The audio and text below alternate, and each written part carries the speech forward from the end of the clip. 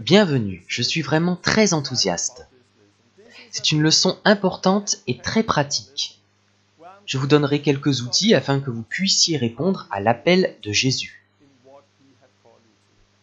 Je vais essayer de résumer tout ce que nous avons vu jusqu'à maintenant. Et vous donnerai des outils pour que vous puissiez obéir à ce que Jésus a dit dans Luc 10. Et commencer à prêcher l'évangile, guérir les malades, faire des disciples, voir des gens se repentir, être baptisés dans l'eau et dans le Saint-Esprit. C'est donc une leçon pratique dans laquelle je donnerai beaucoup de témoignages qui vous encourageront à franchir le pas et vivre la vie qu'on lit dans le livre des Actes. Que Dieu vous bénisse.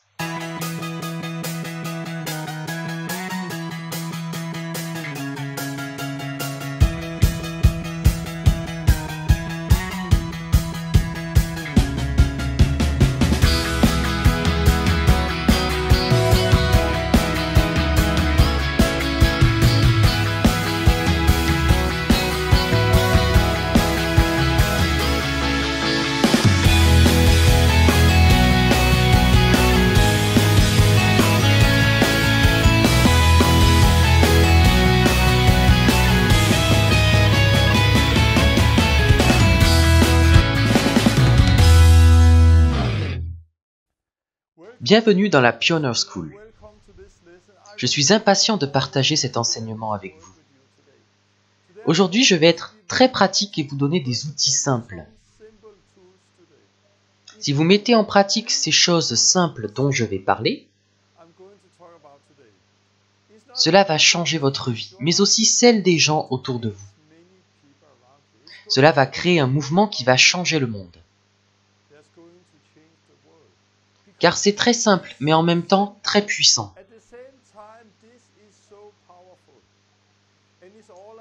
Et il est simplement question d'obéir à Jésus et à ses commandements. Je pourrais raconter beaucoup d'histoires sur ce que Dieu a fait ces dernières semaines. J'en dirai plus pendant l'enseignement. Nous avons été en Turquie, en Suède, et Dieu a fait beaucoup de choses. Je reçois beaucoup de témoignages suite à la Pioneer School. Et je crois que lorsque ces 2 dernières leçons vont sortir, cela va changer beaucoup de choses. Partout dans le monde, car Dieu propage ces vidéos. Hier, j'ai reçu 3 emails intéressants, quasiment en même temps. C'est vraiment passionnant ce que Dieu fait.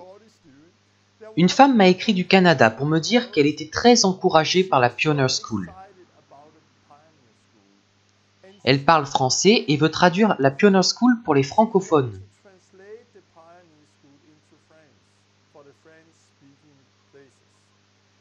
En même temps, quelqu'un m'a écrit de Russie. Il veut traduire la Pioneer School en russe.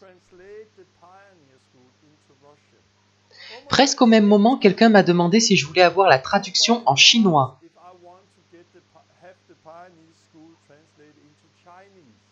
Car il a des contacts qui peuvent s'en occuper. C'est vraiment excitant, car au même moment, je reçois ces 3 emails avec ces 3 langues importantes, français, russe et chinois. Et je crois que Dieu fait des choses extraordinaires partout dans le monde. Et ce n'est que le début. Cette leçon pratique sera très importante. De même que la prochaine qui clôturera la Pioneer School. La dernière fois, il était question de Luc 10 et nous allons encore en parler. J'ai aussi parlé de l'Église et pour résumer, l'Église dans sa forme la plus simple, c'est aimer Dieu, aimer son prochain, faire des disciples. C'est ce à quoi Jésus nous a appelés. Les 2 grands commandements, aimer Dieu et aimer votre prochain, et la grande mission, allez et faites des disciples. C'est ce que nous devons faire. Mais le problème, c'est que souvent, on met ça dans une boîte, et il nous faut un bâtiment, du personnel, des professionnels qui ont une éducation, Et finalement, seules quelques personnes font les choses. Il y a un programme qui est souvent le même, peu importe l'église, car bâti sur le même système. Puis il y a l'argent, le budget. Comme je l'ai dit précédemment, c'est une citation tirée de mon livre. Le christianisme a commencé en Israël comme une communauté. Le christianisme était une communauté, un mouvement, un renouveau, guidé par le Saint-Esprit. Mais il s'est déplacé en Grèce et est devenu une philosophie. Puis il s'est déplacé en Italie pour devenir une institution. En Europe, c'est devenu une culture. Puis il est arrivé en Amérique et est devenu une entreprise, un business. Mais si nous faisons un commerce à partir d'un corps, car l'Église est un corps,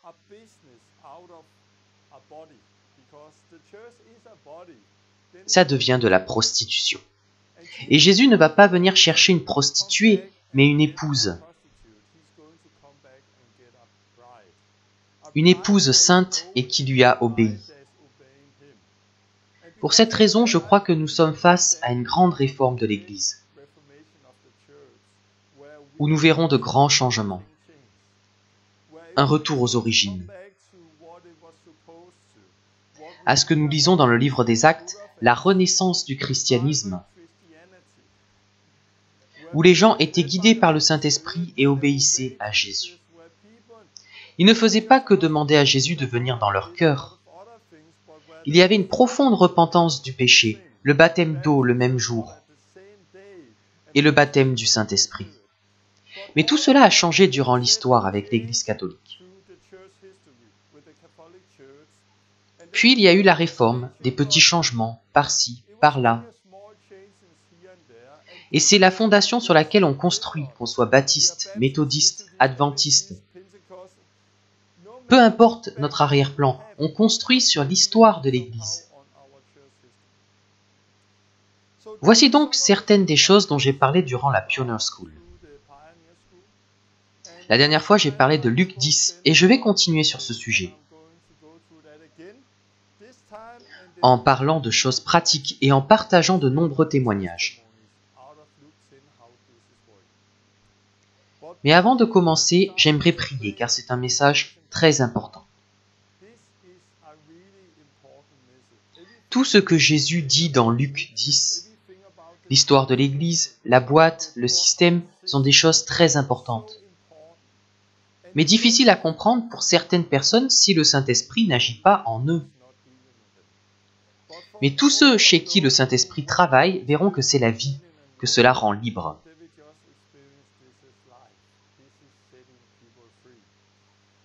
Je vais prier. Dieu, merci pour tout ce que tu fais. Merci pour tous les témoignages reçus pendant la Pioneer School. Merci car tu propages ça dans le monde entier. Merci car tu construis ton Église et nous voulons en faire partie. Je prie que tu nous aides et que tu m'aides à partager cet enseignement. Aide-moi à être guidé par ton esprit. Viens, Saint-Esprit, et ouvre les yeux, les oreilles et les cœurs de tous ceux qui regardent ce message, pour qu'ils puissent le recevoir et qu'il devienne une réalité pour eux, qu'il les aide à t'obéir et à vivre la vie du livre des Actes. Amen. Luc 10. Jésus envoie ses disciples à l'extérieur. Puis il leur dit, « Allez, faites des disciples de toutes les nations. Baptisez-les et enseignez-leur à observer tout ce que je vous ai prescrit. » Luc 10 n'est pas seulement valable pour les disciples de cette époque, car ça l'est aussi pour nous aujourd'hui et pour les disciples que nous allons faire dans le futur. Luc 10 commence par Jésus disant « La moisson est grande ». Donc la moisson est grande, elle est prête. Il dit aussi, j'en ai parlé la dernière fois, que nous avons tous la puissance et l'onction. Comme je l'ai dit la dernière fois, le problème n'est pas la moisson. Ce n'est pas non plus la puissance, l'onction. Si nous avons le Saint-Esprit, nous avons tout.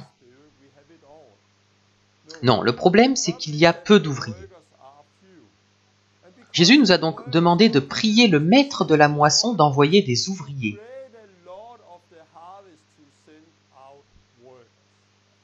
C'est dans Luc 10, 2. Il est bon de s'en souvenir tous les matins à 10h02 et tous les soirs à 22h02.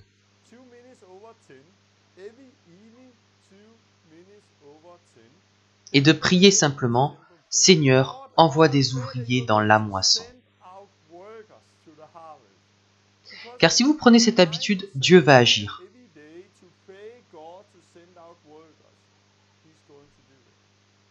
Il va changer les choses. On le voit en ce moment au Danemark, on voit un grand changement. Je viens de recevoir le témoignage d'un ami qui vit dans une autre ville. Et en le lisant, je me suis dit, « Waouh, c'est fantastique !» Il a écrit pour nous montrer qu'il est important de ne pas abandonner après avoir prié une fois, mais qu'il faut continuer jusqu'à ce que les choses se produisent. Il partage que des gens étaient dans une ville du Danemark. Et ils ont rencontré quelqu'un qui vendait des téléphones dans la rue. Ils lui ont demandé s'ils pouvaient prier pour elle et ils lui ont parlé de Dieu. Elle a répondu « Non, je suis guérie ».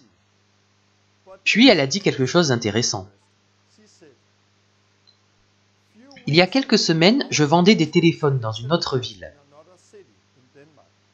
Quelqu'un est venu me parler de Dieu et prier pour moi. J'avais mal au dos. Ça allait un peu mieux, mais je n'ai pas été guéri. Quelques jours plus tard, dans une autre ville,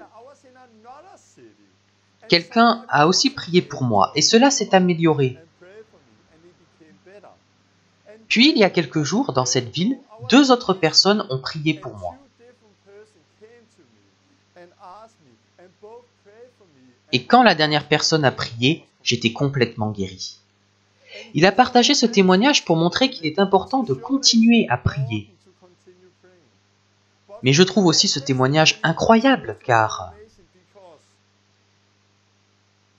maintenant, si vous allez dans des grandes villes au Danemark, il y a des chances que vous rencontriez dans la rue quelqu'un qui vous parle de Dieu et prie pour les malades.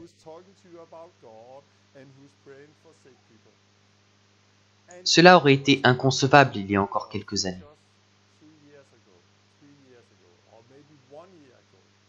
Il y avait très peu de gens dans la moisson.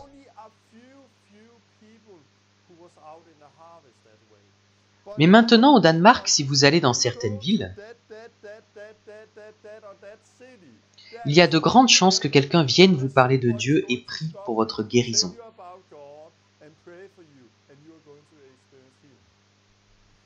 Je trouve merveilleux la façon dont cela s'est répandu en si peu de temps. De plus en plus de gens viennent dans la moisson. Et cela ne doit pas obligatoirement se faire dans la rue. Ça peut être un style de vie. Au centre commercial, par exemple, dans la chorale de gospel, au travail ou dans d'autres endroits. Donc il est important de prier le maître de la moisson d'envoyer des ouvriers. Mais après cela, Jésus dit « Je vous envoie comme des agneaux au milieu des loups ». Donc il ne nous demande pas seulement de prier, il nous envoie aussi comme des agneaux au milieu des loups. Mais il est avec nous. Sachant que nous sommes au milieu des loups, il est important d'avoir de la sagesse et d'être guidé par l'Esprit. Mais il ne faut pas avoir peur, car il est avec nous. Il a aussi dit que Dieu pourvoira à nos besoins. Puis il nous a demandé de trouver un homme de paix, une personne qui est prête à recevoir Jésus ou qui veut en savoir plus. Trouvez quelqu'un qui veut entendre ce que vous avez à dire, et pas seulement discuter de choses et d'autres, sans vraiment vous écouter. Lorsque vous trouvez ce genre de personne, ne l'invitez pas immédiatement dans votre église. Allez chez eux, mangez ce qui vous sera servi, guérissez les malades et prêchez l'évangile. Et lorsqu'une personne ne veut pas recevoir le message, secouez la poussière et passez à la suivante. Voilà ce que Jésus nous a commandé de faire. Je peux partager des témoignages récents. En Turquie, par exemple, j'ai rencontré un homme de paix. J'ai vu que c'est ce que Dieu fait. Je vais raconter une histoire. Nous étions à Ankara pour former et équiper des gens. J'étais avec mon fils, Sonny. Il nous aidait à évangéliser et prier pour les malades. Et nous nous sommes perdus. Nous étions avec quelqu'un qui parlait turc et qui traduisait, mais il avait disparu. Et nous étions perdus. Où sont les autres? Donc on était seuls et on se demandait quoi faire. Il nous fallait un traducteur car les gens ne parlaient pas anglais. Nous voulions donc trouver quelqu'un qui parle anglais. On pourrait aussi dire que je cherchais un homme de paix. Cette personne qui parle anglais, cette personne que Jésus veut que je trouve. Donc je demandais aux gens, « Excusez-moi, parlez-vous anglais ?» Je me promenais en cherchant quelqu'un qui pourrait faire le traducteur.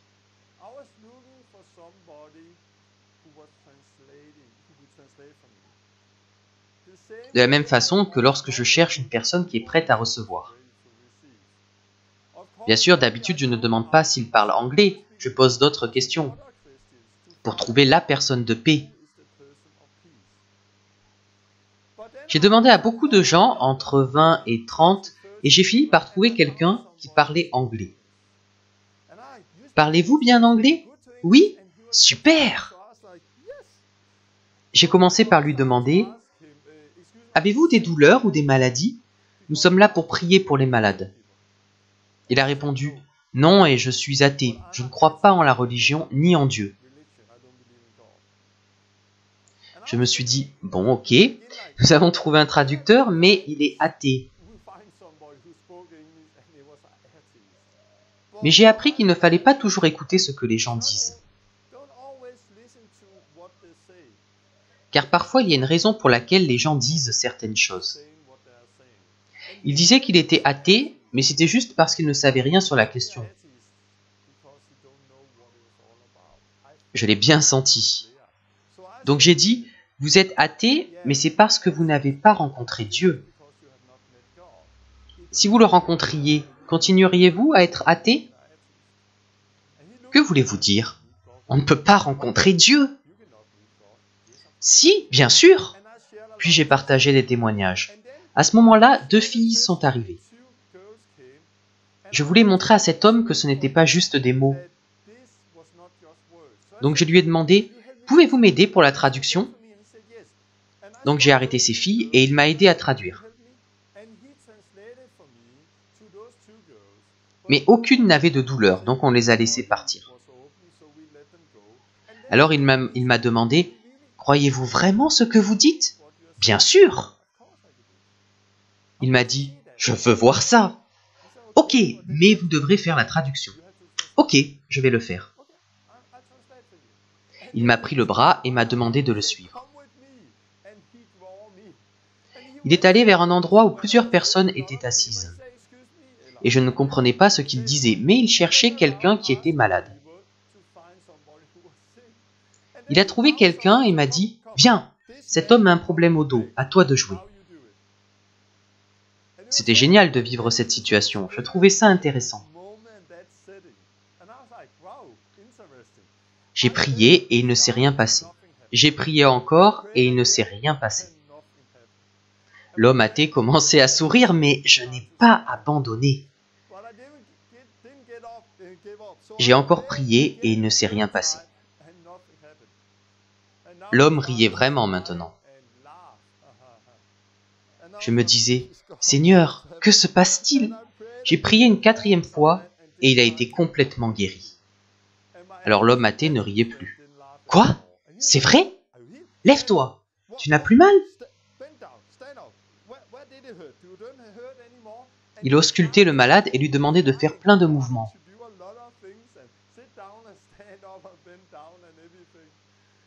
Quand il a vu qu'il était vraiment guéri, il a dit « Qu'est-ce qui s'est passé ?» Il m'a pris le bras et m'a dit « Encore !»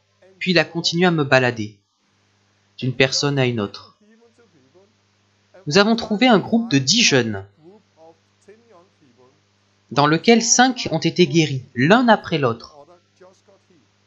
Je leur ai partagé l'évangile et l'homme traduisait. Après ça, il m'a demandé « Que puis-je faire pour avoir ce que vous avez ?» À partir de ce moment, il n'était plus athée. Il avait abandonné ses certitudes, désormais il croyait en Dieu.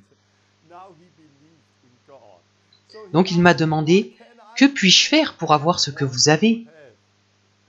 Jésus a dit « Prêchez l'évangile et guérissez les malades. » Si j'avais seulement prêché, il n'aurait jamais été convaincu. Car il était vraiment athée et ne voulait pas entendre parler de Dieu. Mais lorsqu'il a vu des gens guérir, ça lui a ouvert les yeux et il m'a posé cette question. Je lui ai alors partagé l'évangile et ça l'a vraiment touché. Ensuite, il a dû partir, mais le lendemain, il m'a demandé à me revoir. Car il avait des amis qui avaient besoin de prière. Donc le lendemain, il est revenu avec 8 amis. 2 d'entre eux ont été guéris. Vous pouvez voir ça dans la vidéo de Turquie.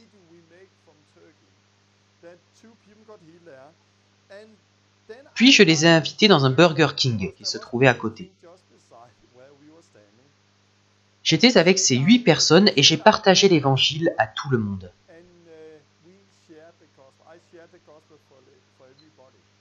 Après ça, j'ai dû aller dans une église pour une réunion. Et 6 de ces personnes sont venues avec moi. La raison pour laquelle je les ai invités au Burger King avant, c'était pour pouvoir partager l'évangile à tout le monde. Car lorsque j'ai dit que je devais aller à l'église, 2 personnes sont parties. C'est toujours comme ça. Parfois, c'est bien d'inviter les gens à l'église. Je ne dis pas qu'il ne faut pas le faire, mais il est plus facile de rassembler les gens dans un lieu public, dans une maison ou dans un lieu qui leur est familier. Donc je suis allé à l'église avec 6 personnes. Un homme de paix a permis à 6 autres personnes de venir dans une église. J'ai prié pour eux dans le sous-sol, l'un après l'autre. C'était intéressant car ils étaient vraiment athées. L'un d'eux avait un t-shirt avec des anges qui fumaient et jouaient au poker. Un autre avait un t-shirt avec Satan disant « Dieu est occupé, puis-je vous aider ?» Lorsque je priais pour cet homme, le Saint-Esprit l'a touché. Je regardais dans les yeux de Satan pendant que je priais. Et je disais « Quitte-le, quitte-le au nom de Jésus !» Dieu a fait beaucoup de choses et 3 personnes vont être baptisées. Le traducteur et 2 de ses amis sont prêts à recevoir Jésus. C'était une journée fantastique et cela montre vraiment que c'est ce que Dieu attend de nous. Quand j'étais dehors ce jour-là, je cherchais un traducteur. Mais aussi une personne de paix, une personne que Dieu voulait que je rencontre.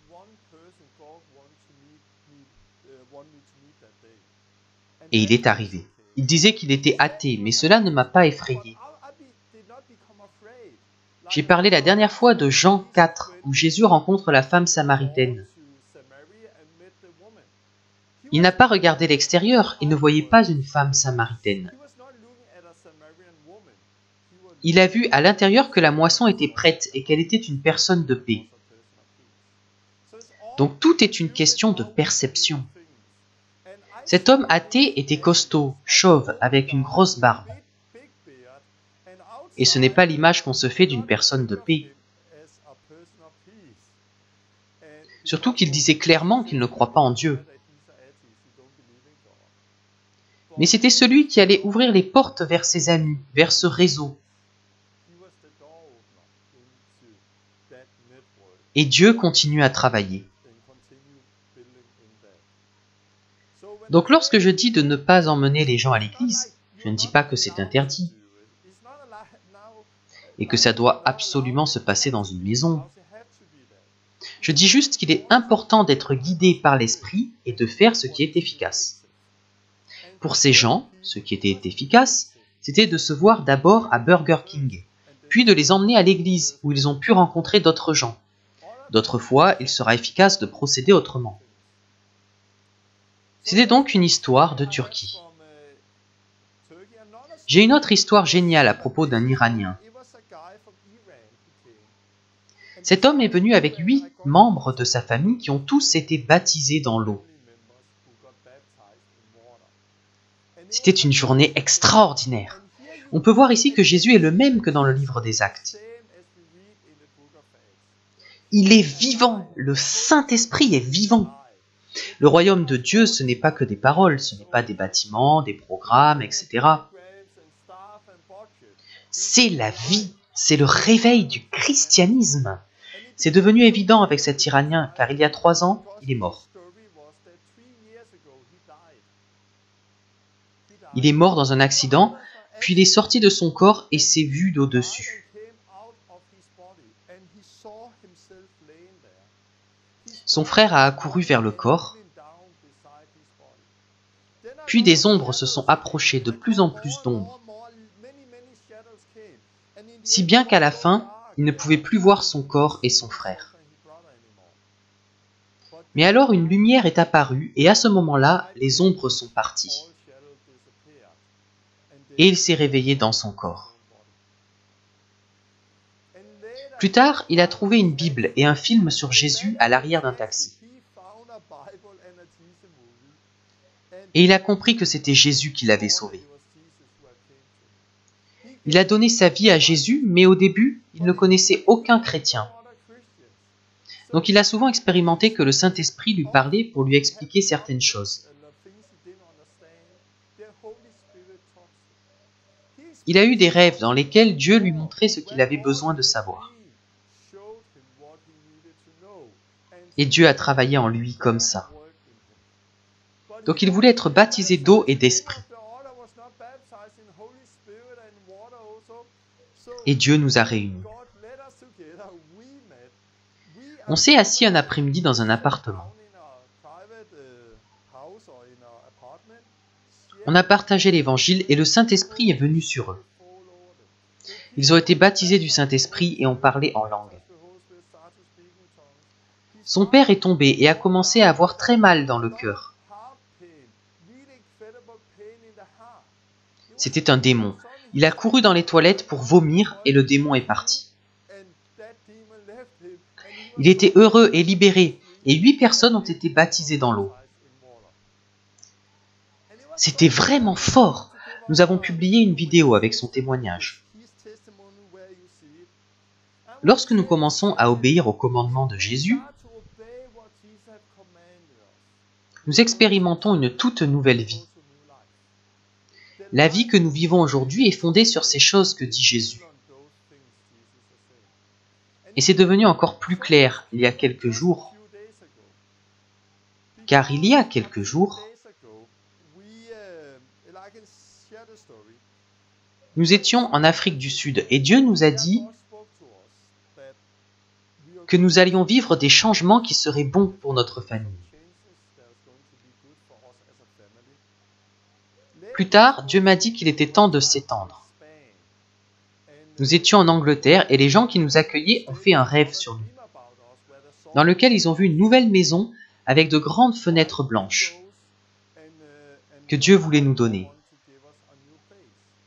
Après tout ça, il était clair qu'il est temps de s'agrandir. Il nous faut plus de pièces. Je tourne cette vidéo dans le sous-sol d'une maison que nous louons. Et je n'arrive plus à suivre tous les emails et toutes les invitations que je reçois. Je n'arrive plus à suivre tout ce qui se passe. Donc j'ai besoin de gens pour m'aider. Et il me faut des pièces en plus. Pour avoir un bureau, un studio pour tourner les vidéos et tout ce que Dieu demande. Donc nous cherchions une autre maison à louer dans cette ville. Nous ne connaissons pas beaucoup de gens ici, car cela fait seulement quelques années, et l'année dernière, on a beaucoup voyagé. La semaine dernière, on a fini par se résigner. Car à chaque fois qu'on était proche de trouver une maison, les portes se fermaient. Comme si le Saint-Esprit nous en empêchait. Donc la semaine dernière, on se demandait, mais qu'est-ce qui se passe ?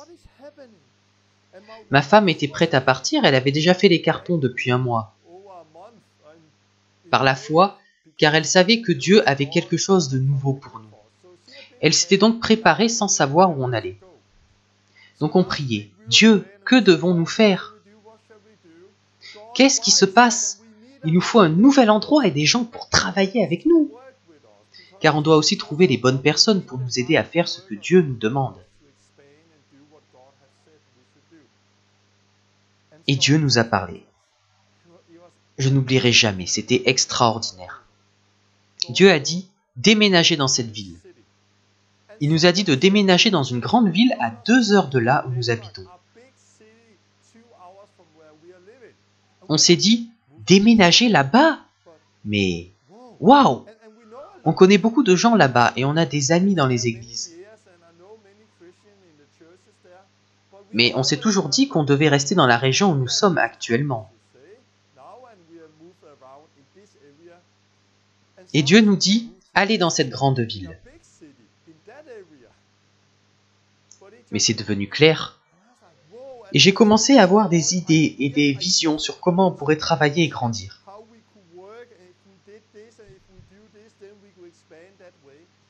J'ai donc été sur Internet pour trouver une maison à louer dans cette nouvelle ville.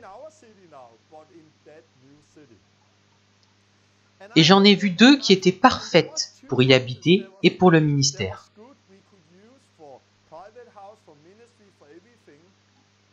J'étais enthousiaste, mais c'était très cher. Rien que pour prendre possession de la maison, il fallait débourser environ 17 000 $.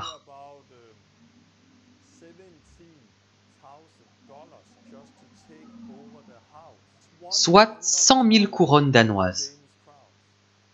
Mais nous n'avions pas 100 000 couronnes danoises, nous n'avons jamais eu 100 000 couronnes danoises. Il y avait aussi une maison moins chère qui était mieux sur plusieurs aspects. Mais on n'avait pas d'argent pour aucune de ces 2 maisons. Mais on a senti que ça venait de Dieu. Lorsque je me suis réveillé le lendemain matin, j'ai regardé l'état de mon compte en banque.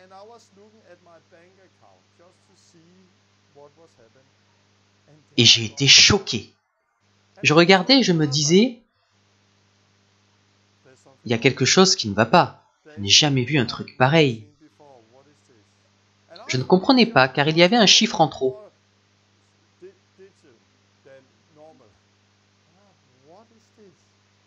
Alors j'ai regardé et j'ai vu que ce jour-là, quelqu'un nous avait donné 100 000 couronnes danoises. Waouh! Alors j'ai su que ça venait de Dieu. Je n'ai jamais vu cette personne et il n'était pas du tout au courant de nos histoires de déménagement.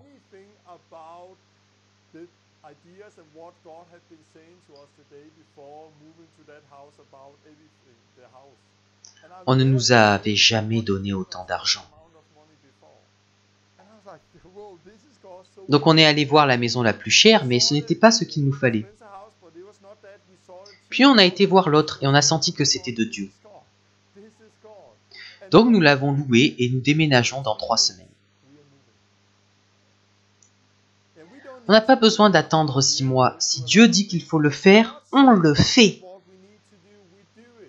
Donc dans 3 semaines, on déménage, après la dernière leçon de la Pioneer School.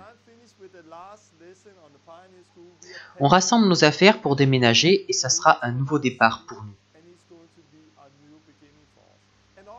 Il y a déjà plusieurs couples qui emménagent avec nous pour nous aider. Et ça va être un nouveau départ pour nous en tant que famille. En plus, il y a un aéroport à seulement 15 minutes de la maison. Donc ce sera plus simple pour moi de voyager par la suite. C'est aussi devenu évident lorsque quelqu'un m'a dit « Oui, Torben, il ne t'avait pas reçu dans cette ville. » Alors j'ai compris. On avait habité dans cette ville auparavant, mais les gens ne nous avaient pas reçus. Les chrétiens n'avaient pas reçu le message. Mais dans d'autres villes, on me dit « Tu es la réponse à nos prières. » On priait que quelque chose se passe dans cette ville, on veut travailler avec toi. Dans ces villes, ils nous recevaient d'une façon très différente de l'autre ville. C'est aussi ce que dit Jésus, secouez la poussière. Si dans une ville, ils ne reçoivent pas votre message, secouez la poussière et allez à la prochaine. Il n'est pas seulement question de personnes, mais aussi de villes. Et c'est ce que nous avons expérimenté la semaine dernière.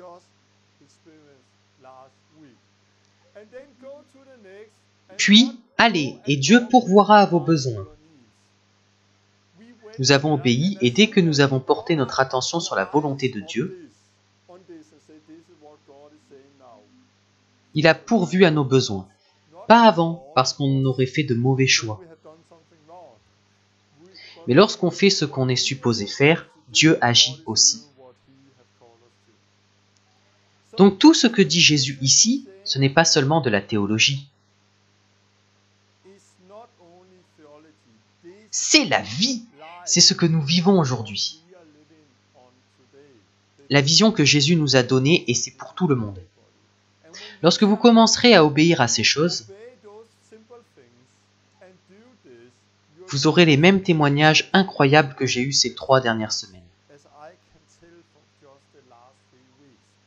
Et c'en était juste une partie.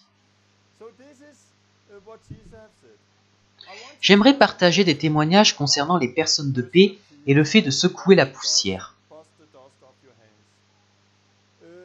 J'ai trouvé une femme de paix il y a plusieurs années qui a été sauvée, baptisée d'eau et d'esprit. Elle a commencé à utiliser sa maison et il y a maintenant 20 personnes qui s'y rassemblent. Beaucoup de gens ont été sauvés là-bas et j'y suis allé pour les aider. Un jour, elle m'a invité pour que je parle de Dieu à son frère.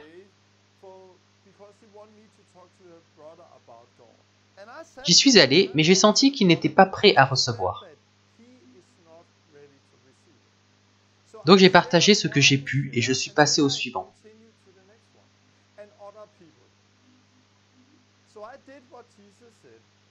Entre-temps, j'ai trouvé des personnes de paix prêtes à recevoir. Un an plus tard, j'ai recroisé cette personne. Il participait à une réunion et j'ai demandé aux gens « Pourquoi êtes-vous là ?» « J'ai vu tes vidéos, je veux être kickstarté, etc. » Mais il lui a dit « Je veux recevoir Jésus, je ne peux plus vivre comme ça. Je vis dans le péché, j'ai besoin du pardon. Je veux Jésus, je veux ce qu'a ma sœur. » C'était fort parce que c'était la même personne à peine un an plus tard. Ce jour-là, il s'est repenti, a été baptisé d'eau et d'esprit et sa vie a changé.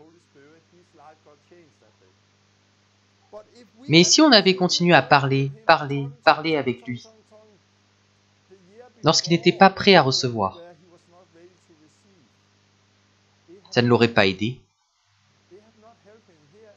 Il aurait peut-être eu la réaction inverse, je ne veux plus en entendre parler. Mais en écoutant l'Esprit, on a partagé quelque chose, puis on a laissé le Saint-Esprit travailler en lui.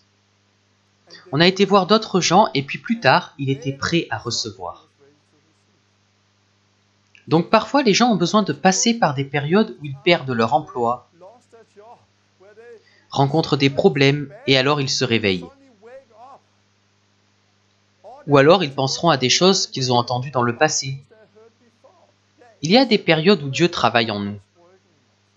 Donc lorsque je dis que parfois il faut secouer la poussière, ça ne veut pas dire que la personne est maudite pour toujours. Ça veut juste dire qu'il faut laisser le Saint-Esprit agir en eux. Priez pour eux, travaillez avec d'autres pendant ce temps. Puis lorsque vous reviendrez, vous verrez cette même personne prête à recevoir.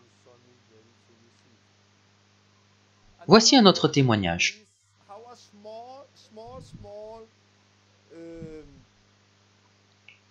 De comment le fait d'être guidé par le Saint-Esprit peut aboutir à quelque chose d'incroyable. Il y a quelques années, je cherchais un article sur un site chrétien.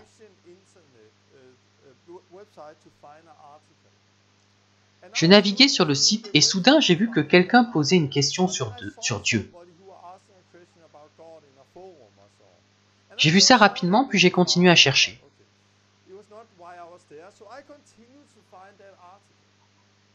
Puis j'ai senti que le Saint-Esprit me disait « Personne de paix, reviens !» Car quand vous commencez à chercher, il est plus facile pour le Saint-Esprit de vous guider. Et là j'ai senti « Reviens !» J'ai laissé tomber ce que j'étais en train de chercher pour essayer de retrouver la question. J'ai retrouvé la question et j'ai écrit à cette fille, Dorothée. « Bonjour Dorothée, j'ai vu ta question. Est-ce que quelqu'un t'a répondu ?» Elle a répondu « Non, vous êtes le premier et je suis surprise car c'était il y a 8 mois. »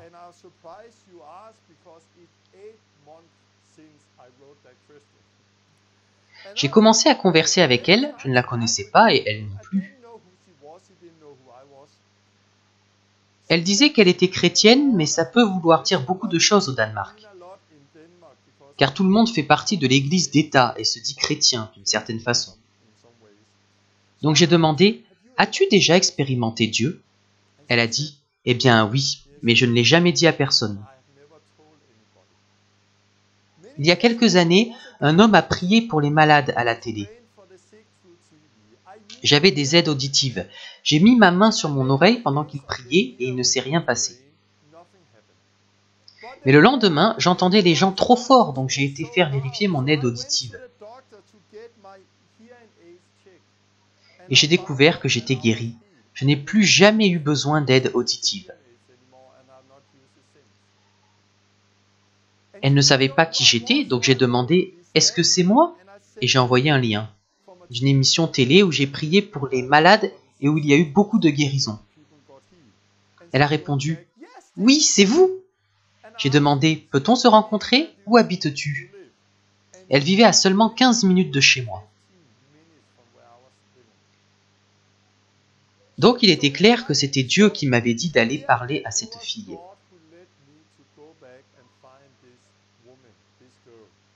Je l'ai rencontrée avec son petit copain.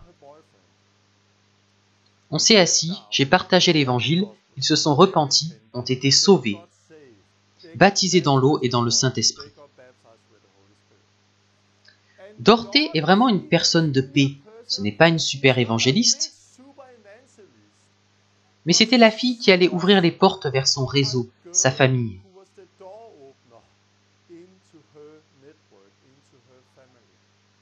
Et c'est ce qu'on doit trouver. Pas nécessairement de super évangélistes, mais les bonnes personnes. Elle était la clé vers ce réseau. Donc quelques jours plus tard, j'étais en contact avec sa sœur.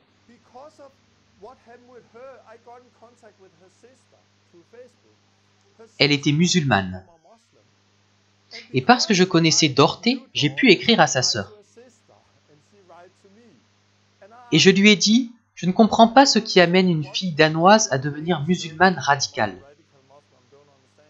Elle m'a répondu, et j'ai compris qu'elle avait seulement connu la religion l'église d'État luthérienne. Et c'est tout ce qu'elle connaissait du christianisme. Donc j'ai dit, ce dont tu as besoin, c'est Jésus, c'est la vie. Et je lui ai envoyé un de mes livres. Après l'avoir lu, elle a été sauvée. Elle est venue nous voir et nous l'avons baptisée. Elle n'était plus musulmane. Je veux vous montrer comment nous l'avons baptisée, car au Danemark, il fait froid. Et on ne peut pas tout le temps baptiser dehors. Donc nous avons trouvé dans notre jardin un baril qui récupérait l'eau de pluie. Et on l'utilise pour baptiser les gens. Et c'est bien, les gens s'assoient dedans, puis ils baissent la tête et se relèvent. Parfois, on le fait dehors, mais s'il fait vraiment froid, on le ramène dans la douche, on le remplit et on baptise les gens. Il suffit juste que ce soit pratique. Cette fille a été baptisée là-dedans. Et parce qu'on ne fait pas que les amener à l'église s'asseoir et ne rien faire, mais qu'on en fait des disciples. Quelques semaines plus tard, Dorothée et son copain Philippe m'ont écrit.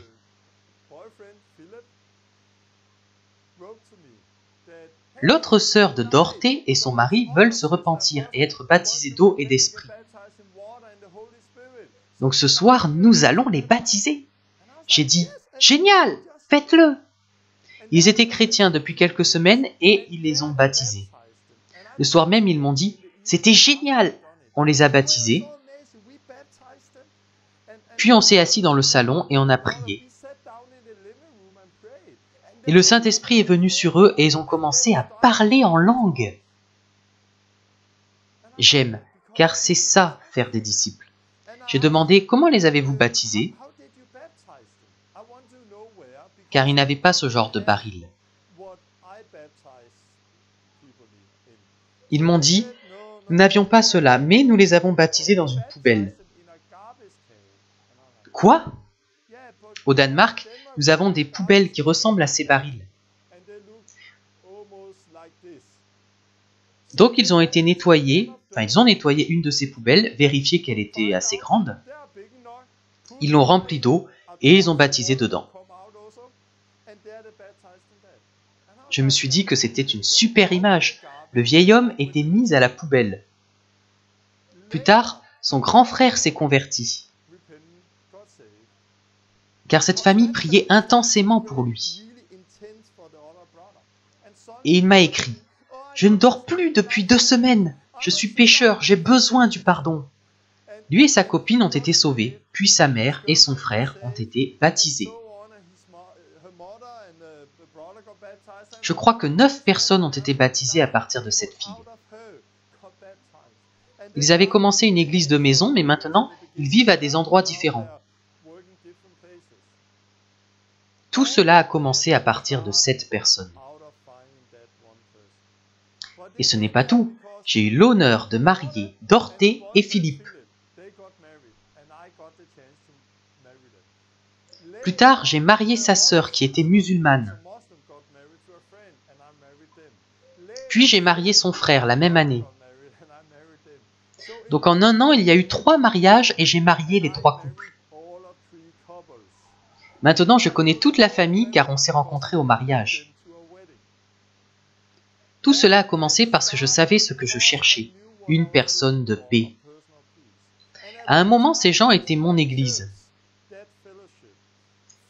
Dorothée est comme une fille pour moi, elle est super. Philippe est mon meilleur ami. C'est lui qui envoie aux gens la Pioneer School par email.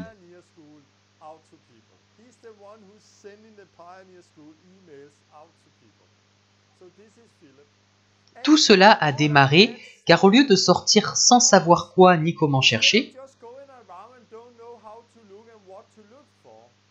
j'ai obéi aux paroles de Jésus.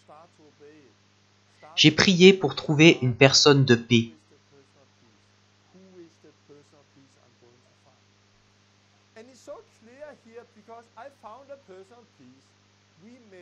Si dès le début je l'avais invité dans une église, Il n'avait jamais été dans une église libre, donc je n'étais pas sûr qu'il viendrait. Mais je suis sûr que sa sœur musulmane ne serait pas allée dans une église. Elle n'avait pas besoin de la religion ou de l'église, elle avait besoin de Jésus. Mais après avoir expérimenté le salut, ils sont ouverts pour aller n'importe où avec leurs frères et sœurs. Je crois que ça montre bien ce qu'est l'Église. C'est un organisme vivant. C'est trouver une personne de paix, passer un moment avec elle. Et à partir de cette personne, d'autres sont sauvés et ça se propage. Jusqu'à une nouvelle personne de paix à travers laquelle beaucoup d'autres sont sauvés. Et ainsi de suite. Un autre exemple sur le fait d'aller chez les gens. Une fille que j'ai rencontrée il y a quelques années et qui a été guérie des genoux.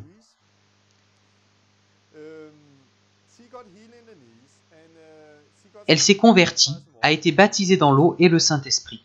Sa mère était dans une église d'État. Elle était croyante, mais n'avait pas été baptisée du Saint-Esprit. J'ai été en contact avec la famille par la fille qui s'est convertie. Et j'ai dit à la mère, réunissons-nous chez nous, ou chez vous plutôt. Invitez vos amis et votre famille, et je viendrai parler de Jésus.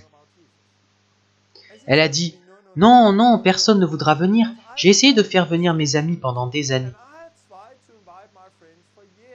Mais personne n'a jamais voulu venir à l'église avec moi. Et j'ai répondu, mais c'est différent. Vous ne les invitez pas à l'église, vous les invitez chez vous. Un endroit qu'ils connaissent bien, donc ce n'est pas un grand pas pour eux de me rencontrer chez vous,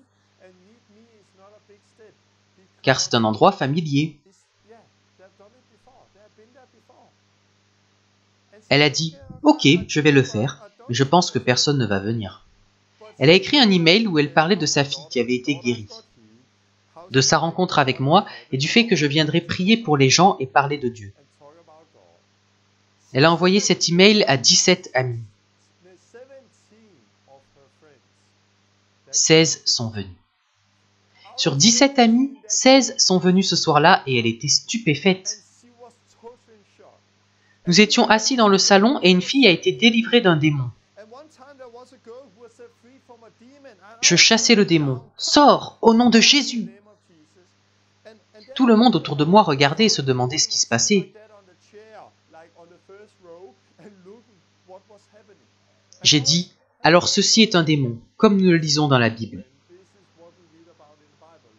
Je continue, « Sors, au nom de Jésus !» Et elle a été libérée. La Bible est devenue vivante pour tous ces gens parce qu'ils ont vu ces choses de leurs yeux. Dieu a commencé à travailler en eux et a fait beaucoup d'autres choses. Si on commence à mettre en pratique ces choses simples que Jésus a dites, on expérimentera des choses extraordinaires. On verra qu'il est avec nous. Vous n'avez peut-être pas de poubelle, mais les gens en Turquie ont été baptisés dans une baignoire. Donc peu importe comment on le fait, l'important est de le faire. Ce sont donc des choses simples que Jésus nous a commandé de faire. Donc que devons-nous faire? Obéir à ces choses. Ouvrir les yeux, comprendre que nous avons la puissance. Prier Dieu qu'il envoie des ouvriers, puis sortir nous-mêmes. En sortant, nous verrons que Dieu pourvoit. Nous prierons pour trouver une personne de paix. Avant de la trouver, nous allons en rencontrer beaucoup d'autres qui ne sont pas prêts à recevoir. Alors, nous secourons la poussière et passerons à la suivante. Peut-être allez-vous en rencontrer 100 avant de trouver la bonne personne. Mais lorsque vous la trouvez, ça ouvre beaucoup de portes, comme Dorothée. C'est devenu ma famille, mes amis, notre Église.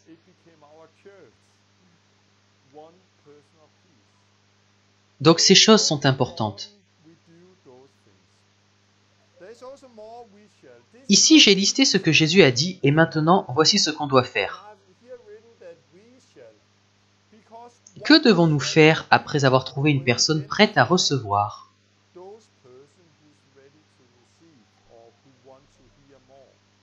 Que faire ensuite? Aider les gens à se repentir.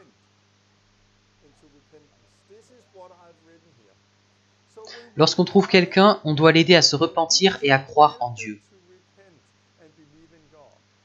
Ils ne peuvent pas se repentir si l'on ne parle pas de la repentance. Ils ne peuvent pas se repentir de leur péché si l'on ne parle pas du péché.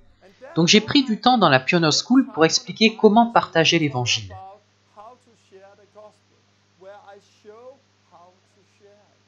C'est pour ça que j'ai parlé de toutes ces choses. Prêcher, guérir, le kickstart, car maintenant nous devons agir. Ce n'est pas juste de la théologie, il est temps d'agir.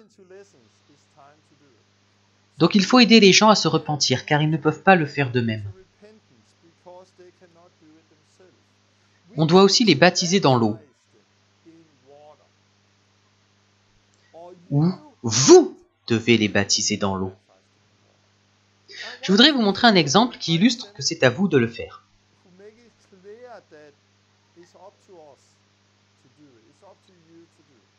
Imaginez que je rencontre quelqu'un qui veut se repentir et être baptisé.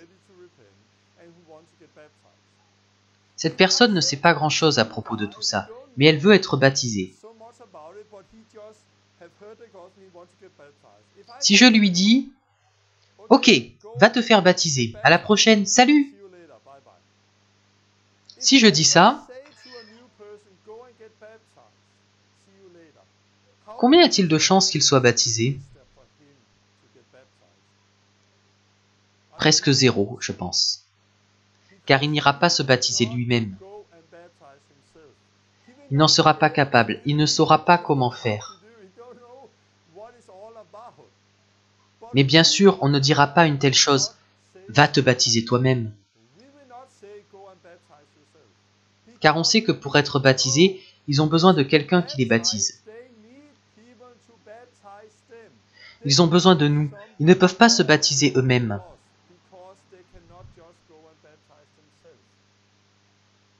C'est la même chose pour la repentance.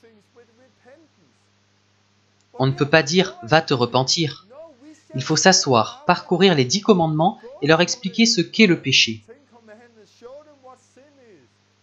On doit leur donner la mauvaise nouvelle avant la bonne, afin qu'ils se repentent et obtiennent le pardon. On doit les aider à se repentir car ils ne peuvent pas le faire eux-mêmes. On doit les baptiser car ils ne peuvent pas se baptiser eux-mêmes. Et on doit les baptiser dans le Saint-Esprit. Ce sont 3 étapes simples qu'on doit observer pour amener quelqu'un au salut. Donc vous devez trouver des gens qui n'ont pas ces 3 choses.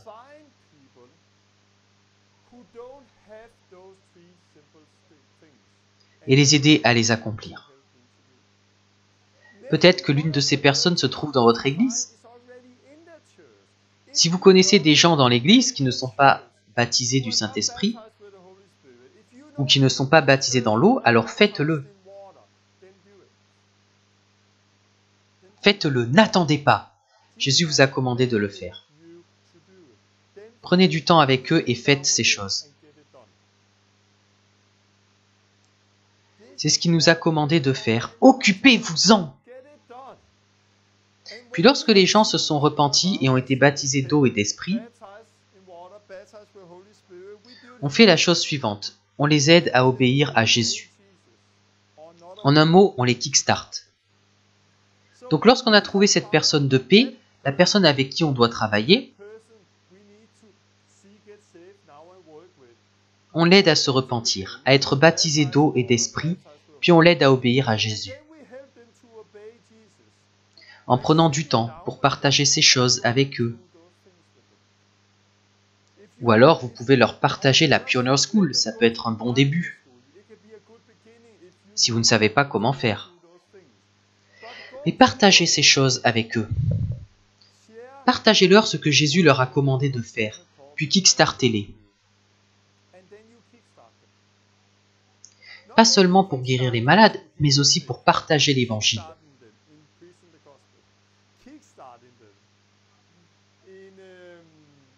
pour baptiser les gens dans l'eau, pour trouver une personne de paix, pour aider les autres à se repentir, etc.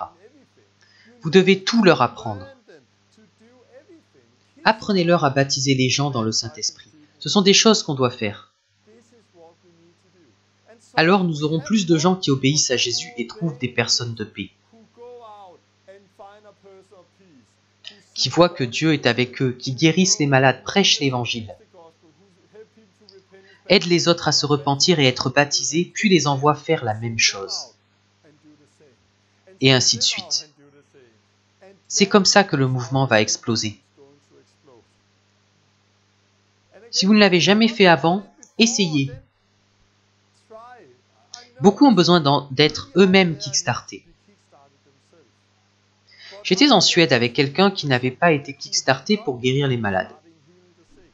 J'avais besoin de quelqu'un, donc je lui ai dit « Va kickstarter cette personne ». Mais je n'ai pas été kickstarté. Pas grave, tu le sauras plus tard. Il a donc emmené la personne et lui a dit de prier. Et la personne a été guérie. Donc il a été kickstarté, enfin il a kickstarté quelqu'un avant d'être lui-même kickstarté. C'est pourquoi nous n'avons aucune excuse. On doit obéir à Jésus. Je veux vous montrer une vidéo de mon séjour en Turquie.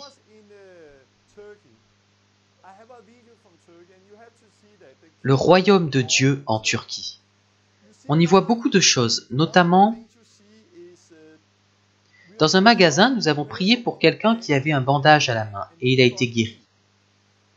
J'étais avec la femme qui nous avait invités et je lui ai dit que c'était son tour de prier. Elle a prié et l'homme a été guéri. Je lui ai demandé si elle avait déjà fait ça. Elle a répondu « Oui, mais personne n'a été guéri. » Pourquoi maintenant était-il guéri? Car elle était dans cet environnement. Je lui ai montré et elle a vu quelqu'un être guéri. Ça a créé de la foi en elle. Avant, elle espérait que quelque chose se passe, mais après, elle savait que ça arriverait. Ensuite, elle a prié pour beaucoup de gens qui ont été guéris. Je veux donc vous montrer une vidéo car il y avait un enfant de 8 ans. Son père m'a demandé si je pouvais prier pour qu'il soit baptisé du Saint-Esprit. J'ai hésité puis j'ai dit « Ok, prions ». Dans la vidéo, on voit comment je prie et c'est très fort parce que je prends simplement ses mains, lui fais dire une prière de repentance, puis je prie pour lui et laisse le Saint-Esprit agir en continuant à prier en langue. Vous allez voir que pendant que je continue à prier en langue, le Saint-Esprit vient sur lui. C'est fort car on le voit sur sa bouche. Regardez son visage car on voit le Saint-Esprit venir et il commence à dire les premiers mots. Voici la vidéo.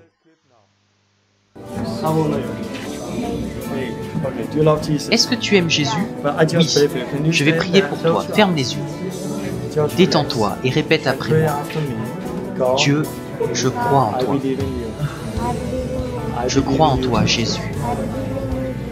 Je te demande maintenant de venir avec ton Saint-Esprit.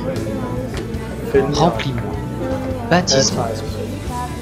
Maintenant, au nom de Jésus.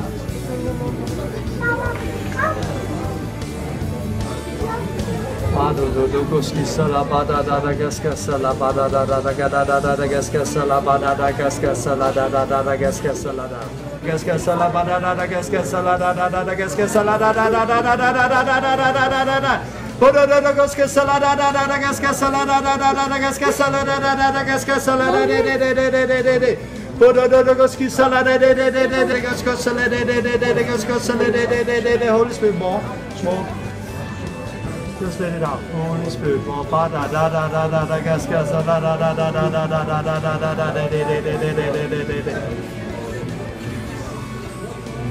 Oh, est-ce que tu as senti? Le Saint-Esprit est venu sur lui. Il doit juste avoir de l'audace et parler plus. C'était comment?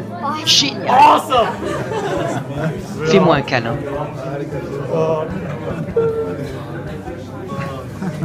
À 8 ans, il vient juste d'être baptisé dans le Saint-Esprit. Donc ici, vous avez vu comment je fais. Si vous ne l'avez jamais fait, essayez de faire la même chose. Prenez leurs mains, faites-les se détendre, priez avec eux. Dieu, viens avec ton Saint-Esprit.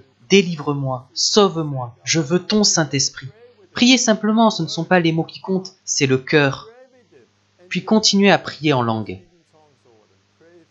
Et vous verrez que le Saint-Esprit viendra sur eux. Donc voilà ce que dit Jésus et ce que nous devrions faire. On doit sortir dans la moisson et trouver une personne de paix. Vous pouvez aussi prier que Dieu vous guide, je crois que c'est aussi important. Ouvrez les yeux, priez chaque jour, entrez dans cette vie. Qui dois-je trouver? Et comme moi, vous trouverez quelqu'un, comme le traducteur ou l'Iranien que nous avons baptisé. Priez, soyez ouverts, entrez dans cette vie et faites ce que Jésus dit ici. Aidez les gens à se repentir, à être baptisés d'eau et d'esprit et à obéir à Jésus. Si vous ne pouvez pas faire ça seul, alors trouvez d'autres gens. Trouvez d'autres chrétiens que vous connaissez. Partagez-leur cet enseignement et allez-y. Commencez par faire ces choses simples. Lorsque vous ferez cela, Jésus fera ce pourquoi il est venu. Jésus construira son Église. On est souvent concentré sur le fait de construire des églises. Mais Jésus ne nous a pas commandé de construire des églises, il nous a commandé de faire ces choses, et c'est lui qui construira son Église. C'est ça qui est intéressant. L'Église est un organisme vivant. Nous avons pu le voir avec Dorothée et plein d'autres gens. Parfois, on rencontre quelques personnes et ça devient une nouvelle communauté. Parfois, ça grandit, puis ça s'arrête et les gens se dispersent dans des groupes déjà existants. D'autres fois, les gens se séparent en plusieurs nouveaux groupes. C'est différent à chaque fois. Il ne faut pas contrôler les choses, on doit laisser le Saint-Esprit diriger. Nous ne sommes pas appelés à construire des églises, mais à faire des disciples qui feront ces choses. Et alors Jésus construira son Église avec ces gens. Puis laissez croître comme il veut le faire. Ne pensez pas, ils appartiennent à notre groupe. Non, faites simplement ces choses, faites des disciples. Et Jésus construira son Église. Je veux vous mettre au défi. Un jour, Jésus va revenir. Vous serez devant lui et il vous demandera ce que vous avez fait des choses qu'il vous a données, ce que vous avez fait de votre appel. Il a dit des choses radicales. Par exemple, dans Luc 6, 46, il dit « Pourquoi m'appelez-vous Seigneur, Seigneur, et ne faites-vous pas ce que je dis ?» Beaucoup de gens vont être surpris au jugement, car ils ont enterré ce que Dieu leur a donné. Ils n'ont pas obéi aux paroles de Jésus. Il est important de ne pas prendre ça à la légère. Et d'agir en conséquence. Un jour, nous allons tous nous tenir devant Dieu, devant Jésus.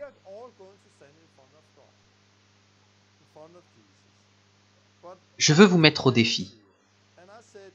Imaginez plutôt que vous vous tiendrez devant moi dans 2 mois. Je mets au défi chacun d'entre vous dans la Pioneer School. Et je vous donne 2 mois à partir d'aujourd'hui. Dans 2 mois, j'enverrai une lettre à tout le monde.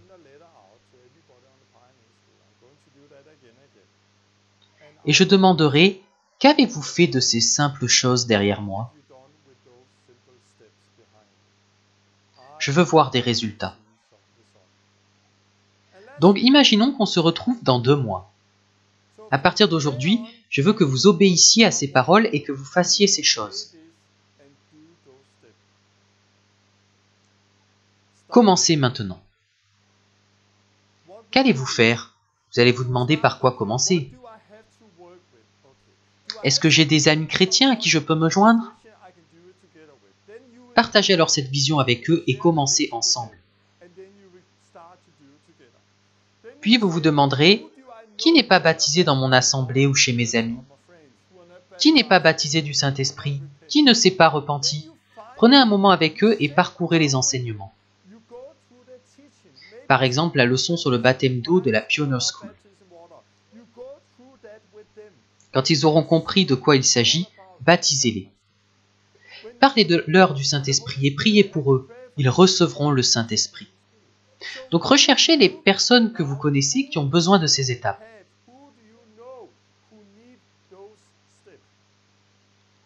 Cherchez qui dans votre entourage a besoin d'être kickstarté.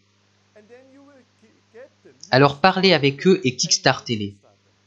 Si des personnes ne reçoivent pas le message, secouez la poussière et passez à la suivante.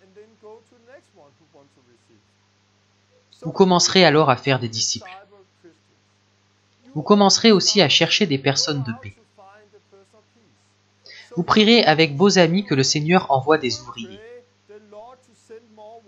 et qu'il vous guide vers des personnes de paix, puis vous sortirez.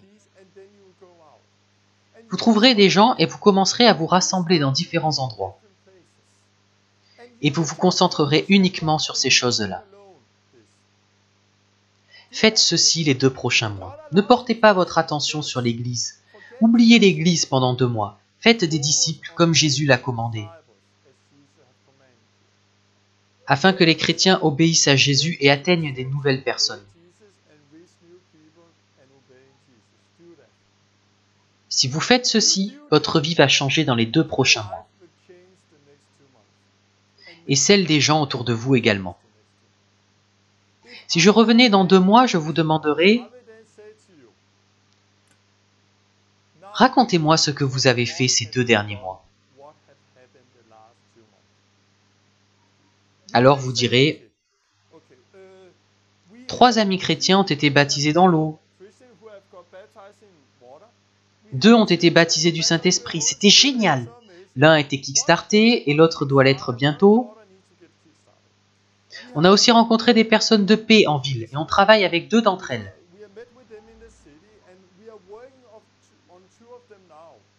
L'un d'eux a été sauvé et on fait en sorte qu'il touche son réseau et qu'il obéisse à Jésus. On se retrouve aussi parfois le soir pour prier avec mes amis chrétiens et ainsi de suite. Tout cela sera sûrement très différent de ce que vous faites actuellement.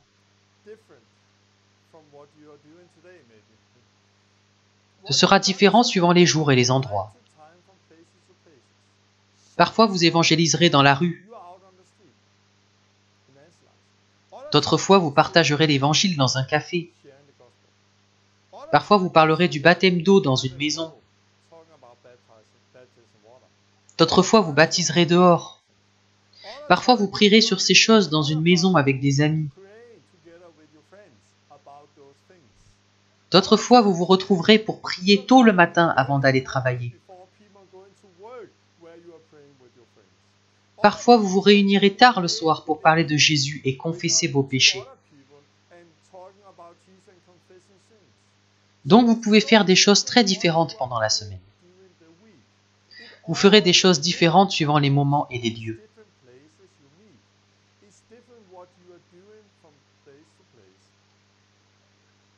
Et 2 mois après, les gens auront changé autour de vous et vous vivrez une vie nouvelle. Puis je vous demanderai, alors, tu aimes ça? Et vous me répondrez, j'adore, c'est ce que j'ai recherché toute ma vie. Je vous dirai alors, ce que tu as fait ces 2 derniers mois, c'est ça l'Église. Quoi? C'est ça l'Église. Mais on ne s'est pas réunis dans un bâtiment. Mais c'est l'Église. Oui, mais on n'avait pas de personnel. C'est l'Église. Oui, mais on n'avait pas tout le temps le même programme. c'est l'Église. Mais on n'avait pas de budget, c'est l'Église. C'est ça l'Église. C'est aimer Dieu, aimer son prochain et faire des disciples. Donc vous n'avez pas besoin de réunion ou de programme. Vous avez besoin d'obéir à Jésus, de faire ce qu'il vous a appelé à faire. De vous réunir avec des gens, de les aider à obéir à Jésus, de les kickstarter. Si vous faites cela, alors vous êtes l'Église. Vous faites ce qu'a demandé Jésus.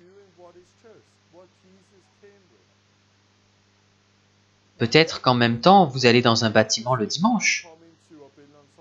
Je ne dis pas que vous ne devez pas le faire. Mais les 2 prochains mois, concentrez-vous sur ce à quoi Jésus vous a appelé. Puis écrivez-moi un email très court.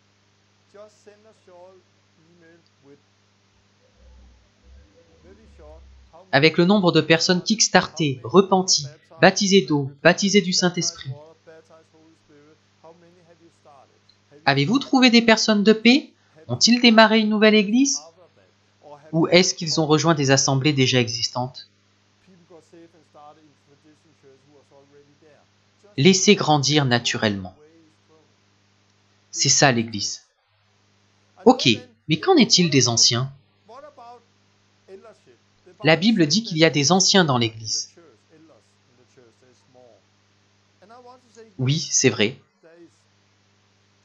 Dans Tite 1,5, Paul dit « Je t'ai laissé en Crète, afin que tu mettes en ordre ce qui reste à régler, et que, selon mes instructions, tu établisses des anciens dans chaque ville. » Mais ils n'ont pas commencé par désigner des anciens, ils ont commencé par faire des disciples. Car un nouveau converti ne peut pas être un ancien. Les gens doivent grandir. Et il faut un certain temps avant de pouvoir désigner un ancien. Une personne qui a le potentiel de voir comment les choses évoluent. C'est un des problèmes que j'ai rencontrés dans le passé. Lorsqu'on a commencé à implanter des églises, j'étais vraiment dans le système à cause de mes lunettes religieuses. Donc j'annonçais, nous sommes une vraie église. Nous avons des anciens, je suis un pasteur, et on faisait les choses comme ça. De bien des façons, c'est insensé car je ne faisais que former des nouveaux convertis. Mais dans mon esprit, il fallait commencer comme ça pour être une vraie église. Mais dans l'église primitive, aucune assemblée n'a commencé de cette manière. Car c'était du travail pionnier. Vous ne commencez pas avec des anciens, vous commencez avec ceci. Vous commencez par faire des disciples et vous voyez comment cela évolue. Il est possible que vous finissiez avec un groupe plus grand, dans lequel il y aura des anciens qui travaillent et forment à domicile. Alors les 5 ministères viennent pour les aider pour que ça ne devienne pas de la religion.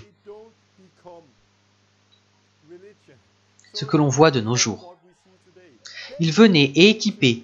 Continue, tu dois grandir de telle ou telle façon. Donc, oubliez l'Église et tout ce que vous pensez de l'Église. Faites ces choses les 2 prochains mois. Et nous observerons un mouvement qui va changer le monde en quelques années. Si chaque chrétien commence à faire ces simples choses, le monde va changer. Voulez-vous obéir à Jésus? Alors il est temps de mettre en pratique ce que vous avez appris pendant la Pioneer School. Je ne parle pas de tout ça uniquement pour que vous ayez plus de théologie. Il est temps d'agir. Faites ces choses, trouvez quelqu'un qui peut vous aider et commencez. La prochaine fois, je terminerai la Pioneer School. Je vous enverrai encore et je vous partagerai une autre chose importante. Je suis impatient de voir ce que Dieu va faire. Je vais prier. Dieu, je suis excité à propos de ce message et du simple appel que tu nous as donné. C'est tellement simple, tout le monde peut le faire. Ce n'est pas pour des super évangélistes ou pour quelques personnes spéciales. C'est pour tout le monde, Jésus. Je prie que cet enseignement aide les gens à ne pas être trompés.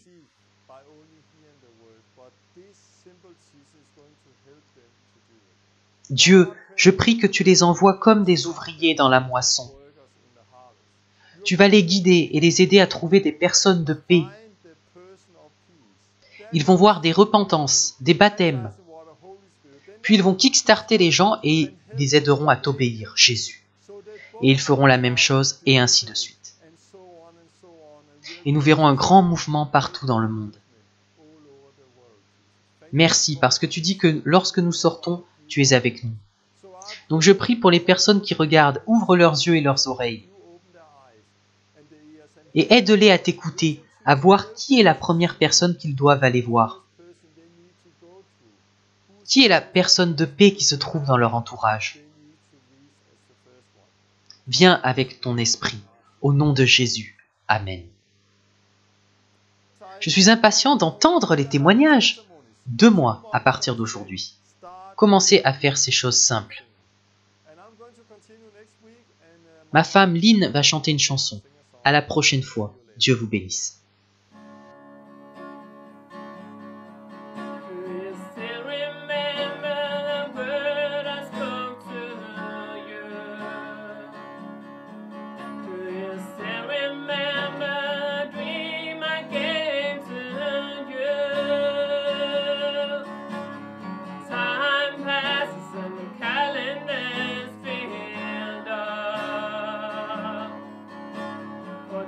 Necessary.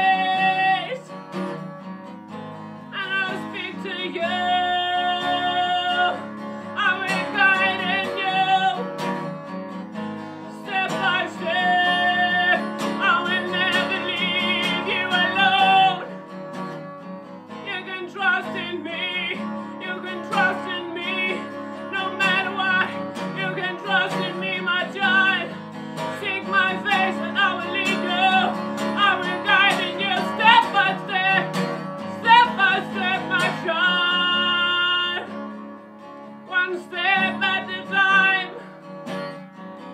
One step at a time. Trust in me. Trust in me. I will never leave you alone, my child. I will give you everything. I will give you everything that you need, my child. You can trust in me. You're not alone. Don't fear. You're not alone, my child. I'm going with you. Each step, my child. I'm going with you. I'm going with you. I'm calling you. I'm calling you. Soon I'm coming back.